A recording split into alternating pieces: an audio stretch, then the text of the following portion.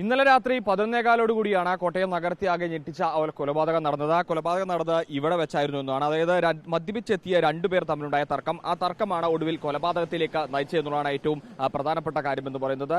ഇതിൽ മരിച്ചത് വിനീത് എന്ന് പറയുന്ന വിനീതാണ്. ഇതിനെ കൊലപ്പെടുത്തിയത് ശ്രീകാന്ത് എന്ന് പറയുന്ന വ്യക്തിയാണ്.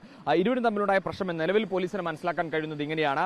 ഇരുവരും തമ്മിൽ മദ്യപിച്ച് ഈ വഴിയിൽ നിന്ന് കണ്ടതിന് ശേഷം മൊബൈൽ ഫോൺ, അതായത് ശ്രീകാന്തിന്റെ മൊബൈൽ ഫോൺ വിനീത് വാങ്ങി ഒരു ഫോൺ വിളിക്കാൻ എന്ന് പറഞ്ഞുകൊണ്ടാണ് വിനീത് വാങ്ങുന്നത്. അതിനുശേഷം ഈ ഫോണ് തിരികെ കൊടുക്കാതിരിക്കുകയായിരുന്നു. അതിനെ തുടർന്നുണ്ടായ തർക്കം അതാണ് കൊലപാതകത്തിലേക്ക് നയിച്ചത്. കൺട്രോൾ റൂമാണ് ഈ പ്രതിയെ പിടികൂടുന്നത്. കാരണം കൺട്രോൾ റൂം ഉദ്യോഗസ്ഥർ സ്ഥലത്തേക്ക് ഒരു സംഘർഷം നടക്കുന്നു എന്ന വിവരം ലഭിച്ച അടിസ്ഥാനത്തിൽ ഇവിടേക്ക് എത്തിയപ്പോൾ, അത് കോട്ടയം നഗരത്തിന്റെ ഏറ്റവും പ്രധാനപ്പെട്ട സെൻട്രൽ ജംഗ്ഷനാണ്, ഇവിടേക്ക് എത്തിയ സമയത്ത് ഈ കത്തി പിടിച്ചുകൊണ്ട്, അത് കത്തി കയ്യിൽ പിടിച്ചുകൊണ്ട് നിൽക്കുന്ന ഈ പ്രതിയുടെ ദൃശ്യങ്ങളാണ് പോലീസ് സംഘം അല്ലെങ്കിൽ ഈ കൺട്രോൾ റൂമിൽ നിന്നെത്തിയ പോലീസ് ഉദ്യോഗസ്ഥർ കാണുന്നത്.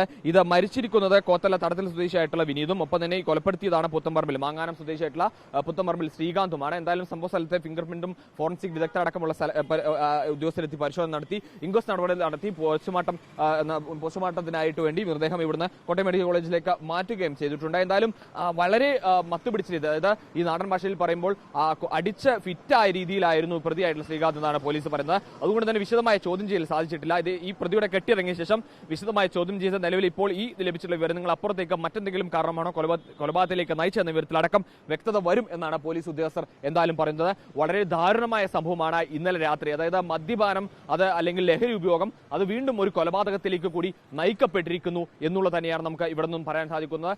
ഒരു ദാരുണമായ സംഭവം തന്നെയാണ് ഇന്നലെ രാത്രിയിൽ 11:15 കോട്ടയം നഗരമധ്യത്തിൽ വെച്ച് തന്നെ ഉണ്ടായിരിക്കുന്നത്.